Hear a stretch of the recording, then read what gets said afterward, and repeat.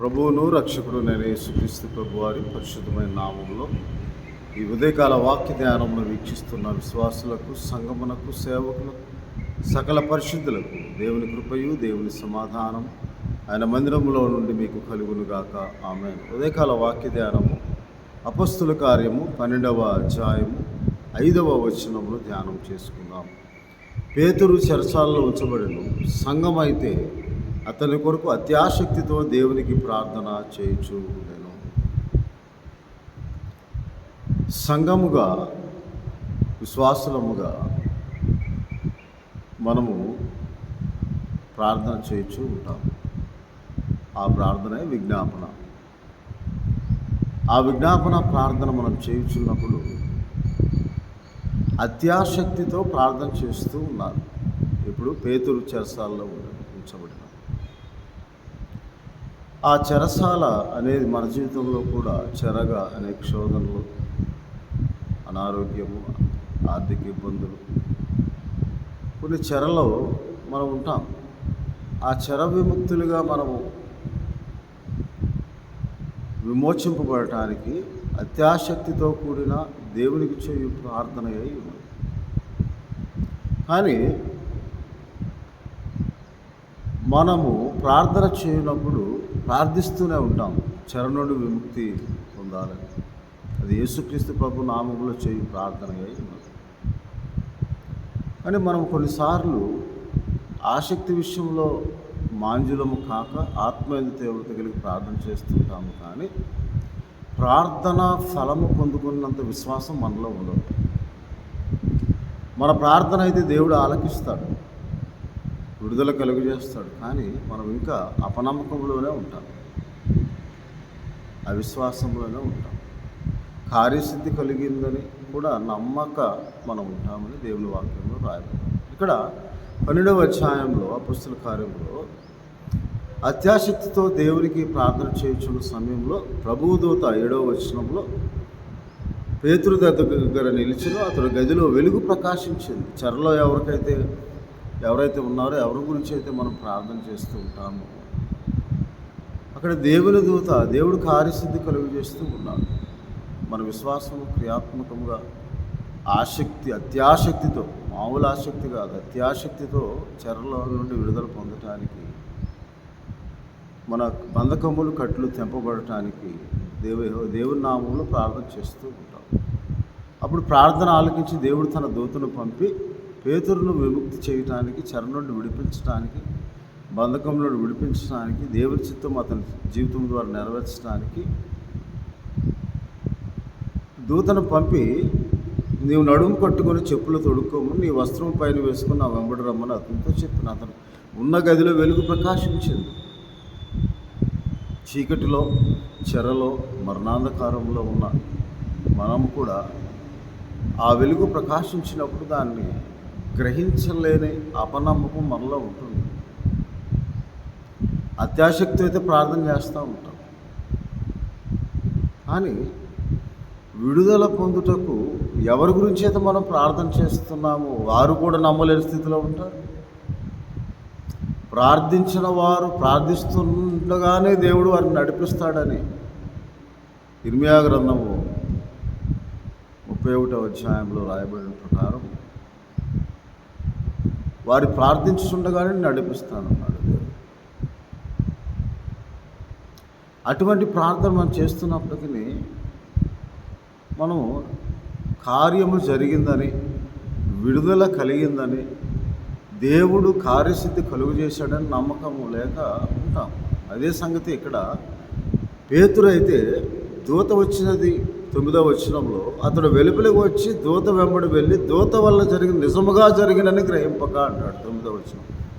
అది నిజంగా జరిగిందని సంఘం అయితే అత్యాసక్తితో ప్రార్థన చేస్తూ ఉన్నారు. విడుదల కొరకు, బంధకములు తెగిపోవున్నట్లుగా పేతురు విడిపింపబడాలని ప్రార్థన చేస్తున్నప్పుడు ఎవరి గురించి అయితే ప్రార్థన చేస్తున్నారో వారు కూడా నమ్మని స్థితిలో ఉంటారు. అందుకే యేసుక్రీస్తు ప్రభువారు మార్కు సువార్తలో ఒక చక్కని మాట అంటారు.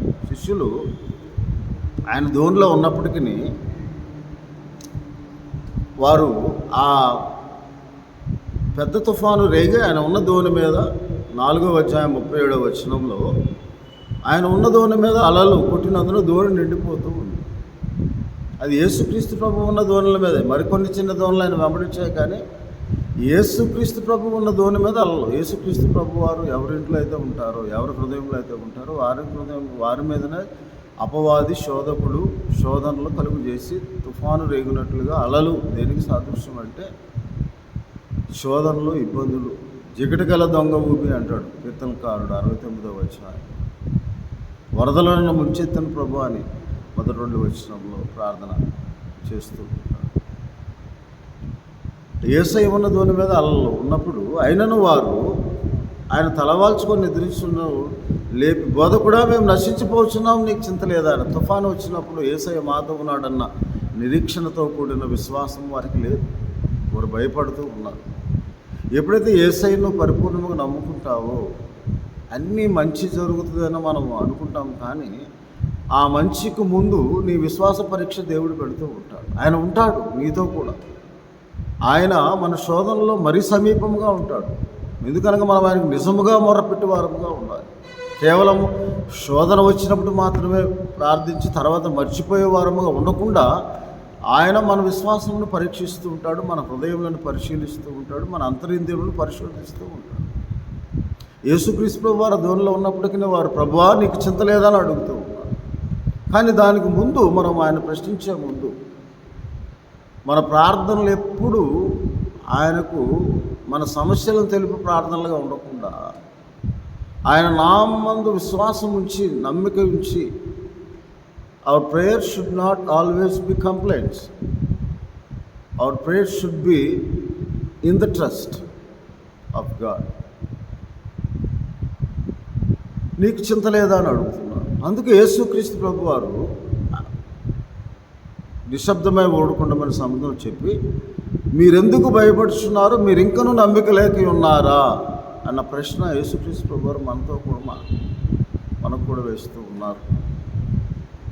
40వ వచనము మార్కు సువార్త 4. మీరు ఇంకనూ నమ్మిక లేక ఉన్నారు. అక్కడ పేతురు కూడా దూత నిజముగా తను వెలుపలకు తీసుకువచ్చాడని ఎవరి గురించి అయితే సంఘం ప్రార్థిస్తుందో ఆ వ్యక్తి జీవితంలో విడుదల కలిగిందని అతను గ్రహించలేకుండా అపనమ్మకంతోనే ఉన్నాడు.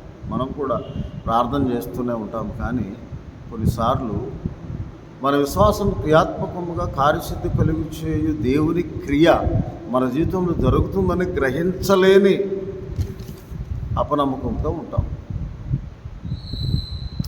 గ్రహించలేదు, కానీ కావలి వారిని దాటిపోవు ఇనుప గవిని యొద్దకు వచ్చినప్పుడు దాని అంతటా అదే తెలుసుకుంది. నువ్వేం ప్రయాసపడే పని లేదు. దేవుడు కార్యం చేయాలంటే, విడుదల కలిగించాలంటే, విముక్తి కలిగించాలంటే. అందుకే యేసుక్రీస్తు ప్రభువు ఈ లోకంలోకి రావడానికి ముందే ప్రవచనానుసారంగా యెషయా గ్రంథంలో బంధింపబడిన వారిని విడిపించుటకు అంటాడు, చెరలో ఉన్న వారికి విడుదల కలుగు చేయుటకు నేను వచ్చి ఉన్నాను అంటాడు యేసుక్రీస్తు ప్రభు.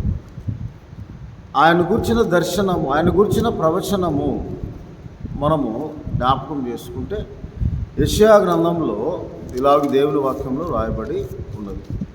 నేను బంధింపబడిన వారిని విడిపించుటకు, చెరలో ఉన్న వారికి విడుదల కలుగు చేయుటకు, దుఃఖాక్రాంతులను ఓదార్చుటకు నేను వచ్చి ఉన్నానని 42వ అధ్యాయంలో ఇలాగ రాయబడి ఉన్నది.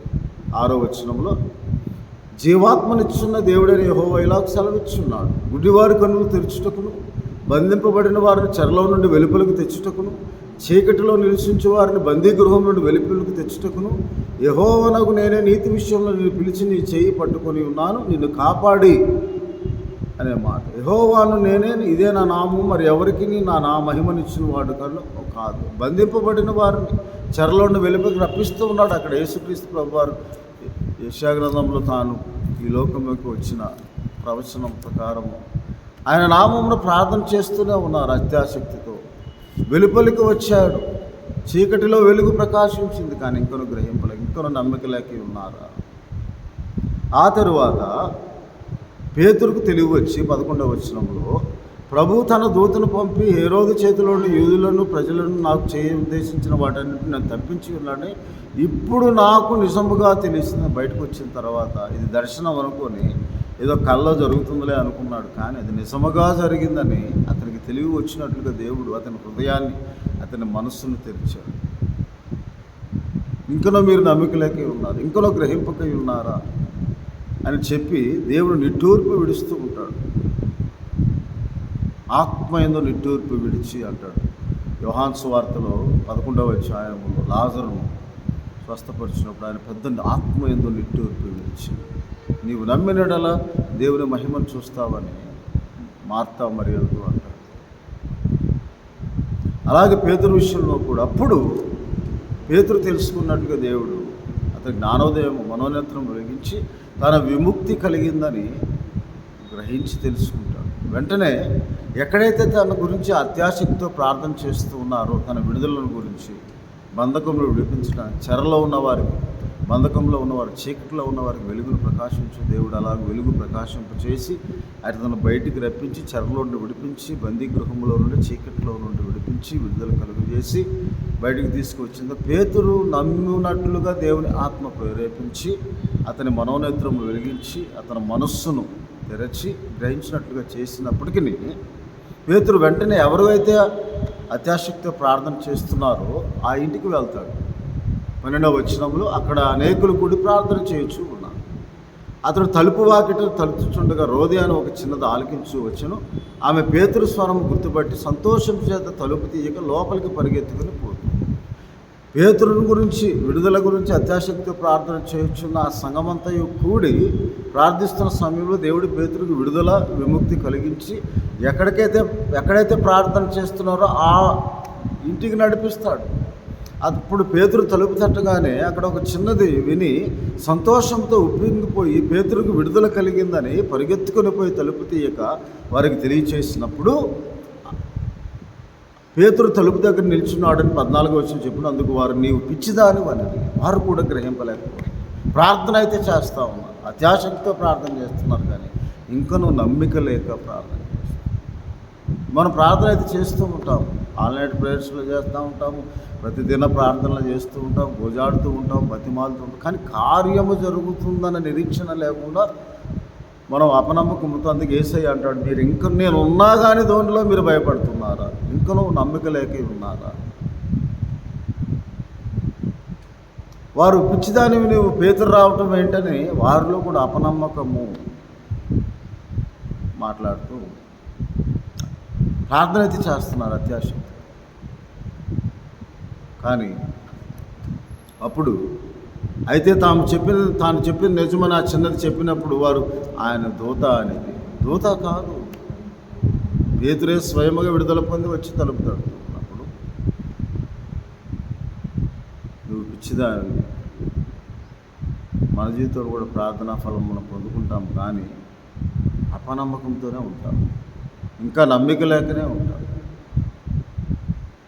అందుకే యేసుక్రీస్తు ప్రభువారు అంటారు శతాధిపతి, నీ నమ్మిక చొప్పున నీకు కలుగును కాక, నీవు విశ్వసించిన ప్రకారం నీకు అవును కాక అన్న బాధ్యత మన మీద వదిలేస్తాడు. నేను ఇది చేయగలను మీరు నమ్ముచున్నారా, నీకేమి చేయకూర్చున్నాను ప్రార్థన చేసినప్పుడు నేను ఇది చేయగలను నమ్ముచున్నారా, చేసిన తర్వాత నమ్మిక లేక ఉంటున్నామా అనే ప్రశ్న మనం ప్రశ్నించుకో. అది 2 కొరింథీ 13:5 అంటాడు, మీ శ్వాస ప్రశ్నలు ఉన్నారు లేదు పరీక్షించి తెలుసు చూచుకొనుడి అంటాడు. మనమే మన విశ్వాసాన్ని పరీక్షించుకో. అంతటా అందరూ ఇంకను తట్టుచున్నదన్న వారు తలుపు తీసి అతను చూసి విభ్రాంతి నింపుకున్నారే. విభ్రాంతి ఎందుకు? దేవుణ్ణి మహింపరచాలి, కార్యం జరిగింది. ఎవరి గురించి అయితే ప్రార్థన చేస్తున్నాము, ఎవరి విడుదల కొరకు మనం ప్రార్థన చేస్తున్నాము, అత్యాశక్తితో ప్రార్థన అయితే చేస్తున్నాము, కానీ విభ్రాంతిని ఉంటున్నారు. ఇదేంటి పేతురు రావటం ఏంటి అనే విభ్రాంతి కాదు, దేవుని మహింపరచాలి మనం. పేతురునే దేవుడిని విడిపించి నడిపించిన దాన్ని చూసి ఆశ్చర్యపడుతుంది. కానీ మీ ప్రార్థన దేని గురించి చేస్తూ ఉన్నా? దేవుడు అద్భుతం చేస్తాడు, ఆత్మను అనుగ్రహించి అద్భుతం జరిగించేవాడని గలతీ పత్రిక 3వ అధ్యాయంలో రాయబడి. అదే మన విశ్వాసంలో దాన్ని సవరించుకొని ఉన్నది లేనట్టుగా, లేనిదాన్ని ఉన్నట్టుగా పిలిచేవాడని యేసుక్రీస్తు ప్రభువు మన విశ్వాసమునకు కర్తయు దాన్ని కొనసాగించేవాడు. ఆయన వైపు చూస్తూ మనం ప్రార్థన చేస్తాం. ఆయన కార్యసిద్ధి కలుగు చేస్తారు. కానీ నమ్మే హృదయము మనకు అవసరం.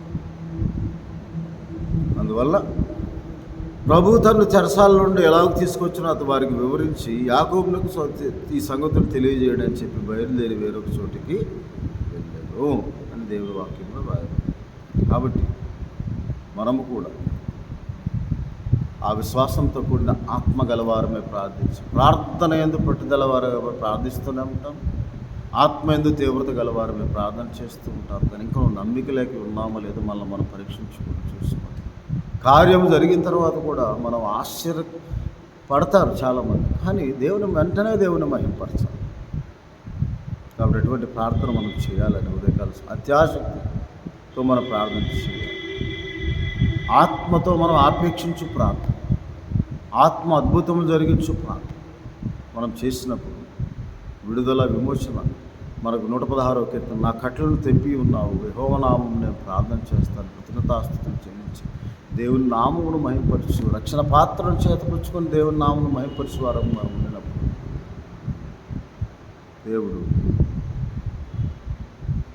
దేవుని కొనియాడువారం, దేవుని కృతజ్ఞతాస్తుతులు స్తోత్రం చెల్లించేవారం, పొందుకొని తర్వాత ఆయన ఎద్దుకు తిరిగి వచ్చి ఆయనకి స్తోత్రం చెల్లించేవారం, ఆయన మహింపరిచేవారం ఉన్నప్పుడు దాన్ని కొనసాగించి దేవుడు స్థిరపరుస్తాడని దేవుడు వాక్యంలో ఉన్నారు. కాబట్టి ఆసక్తి విషయంలో మాంద్యము కాక ఆత్మ యందు తీవ్రత గలవారమే, నిరీక్షణ గలవారమే సంతోషించుచూ ఉండాలి. అక్కడ అపనమ్మకం లేకుండా, విశ్వాసం లేకుండా, ఇంకనూ నమ్మిక లేక ఉన్నారని ప్రభు అడుగుతారు. నేను ఉన్నాను అని ప్రార్థన చేస్తున్నారు, కానీ నేను ఉన్నానని మర్చిపోయి మనం కొన్నిసార్లు బలహీనపడిపోతాం.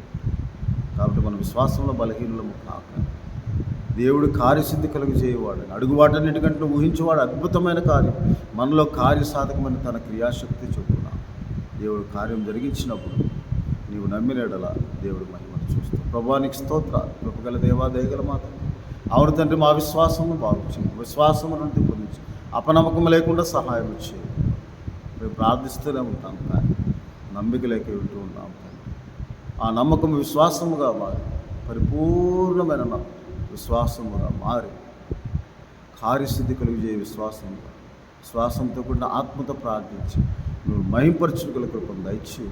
మా ప్రభువును రక్షకుడైన యేసుక్రీస్తు వారి పరిశుద్ధమైన నామం విడుదల వీక్షిస్తున్న ప్రతి ఒక్కరిని బంధకముల నుండి విడుదల కలిగించి, చెరలో నుండి విముక్తి కలిగించి, కట్లను తెలి, అది అనారోగ్యమైనా సరే, ఇబ్బందులైనా సరే, శోధనలైనా సరే, నీకు అసాధ్యమైనది ఏది లేదని నమ్మి ప్రభు నమ్ముట నీ వలనైతే నమ్ము ప్రతి వారికి సమస్తము సాధ్యమని పరిపూర్ణమైన విశ్వాసంతో మీకు ప్రార్థించి మేము విడుదల పొందినట్లు సహాయం దయచేయండి. మా ప్రభువును రక్షకుడైన యేసుక్రీస్తు వారి పరిశుద్ధమైన నామం ప్రార్థన చేయించున్నాను తండ్రి. మన తండ్రి అయిన దేవుని ప్రేమ, ప్రభువును రక్షకుడైన యేసుక్రీస్తు వారి కృపా, పరిశుద్ధ ఆత్మని చాదన అన్యోన్య సహవాసం, నిరీక్షణ గలవారి సంతోషించు ప్రార్థించే వారికి దేవుడు తన ఆశీర్వాదములు మెండుగా విడుదల విమోచన ఆయన మందిరంలో అనుగ్రహించునుగా. దేవుడు మిమ్మల్ని దీవించునుగా.